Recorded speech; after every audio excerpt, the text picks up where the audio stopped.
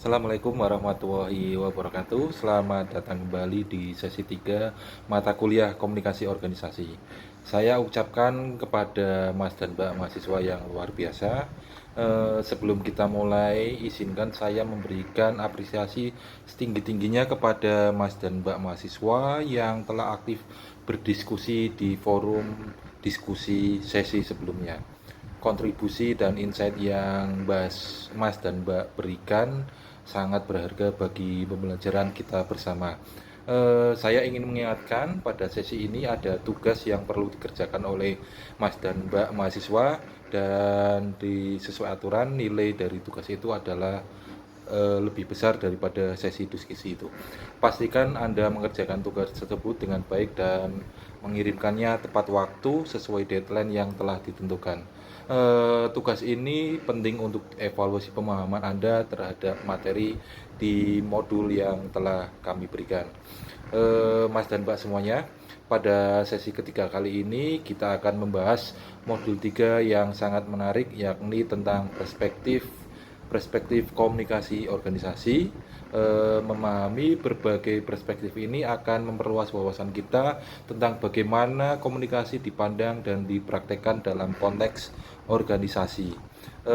Mari kita pahami berbagai perspektif dalam komunikasi organisasi, dan ada beberapa perspektif utama yang perlu kita kuasai.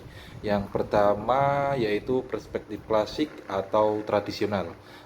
Perspektif ini memandang organisasi sebagai mesin yang terstruktur dan hierarkis, kemudian mengalir secara vertikal dari atasan ke bawahan, serta bersifat formal dan berorientasi pada tugas.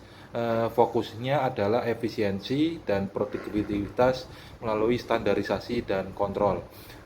Untuk perspektif kedua yaitu perspektif humanistik atau human relation. Berbeda dengan perspektif sebelumnya, yakni perspektif klasik. Pendekatan ini mendekatkan pada pentingnya aspek manusia dalam organisasi. Komunikasi dipandang sebagai alat untuk membangun hubungan, meningkatkan kepuasan kerja, dan memotivasi karyawan. Perspektif ini mengakui bahwa faktor sosial dan psikologis ya dari seluruh anggota organisasi untuk mempengaruhi kinerja organisasi tersebut. Nah, perspektif yang ketiga, perspektif sistem atau sistem perspektif. Perspektif ini melihat organisasi sebagai sebuah sistem yang terbuka, yang berinteraksi dengan lingkungannya. Komunikasi adalah proses yang menghubungkan berbagai subsistem dan memfasilitasi adaptasi organisasi terhadap perubahan eksternal. Perspektif yang keempat yaitu perspektif interpretif atau cultural. Perspektif ini memandang organisasi sebagai budaya yang dibangun melalui komunikasi. Fokusnya bagaimana anggota organisasi menciptakan berbagi makna dan simbol dan nilai-nilai bersama melalui interaksi komunikasi. Dan yang terakhir, perspektif kritis. Perspektif ini menganalisis dinamika kekuasaan, dominasi, dan kepentingan dalam komunikasi organisasi.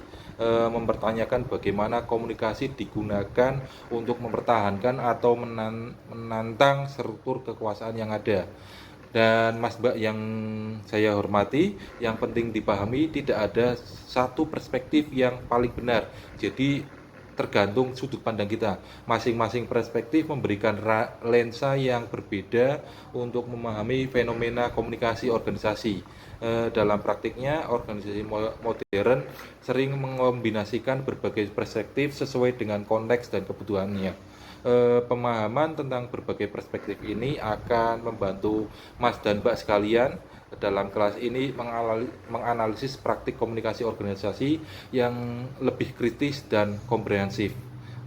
Silakan pelajari modul dengan mendalam dan kerjakan latihan serta tes formatif untuk memperdalam pemahaman. Sekali lagi jangan lupa untuk mengerjakan tugas yang telah diberikan pada sesi ini.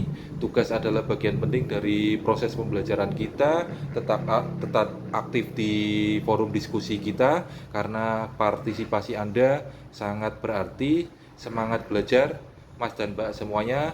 Sampai jumpa di sesi berikutnya. Tetap semangat dan jangan lupa bahagia. Wassalamualaikum warahmatullahi wabarakatuh.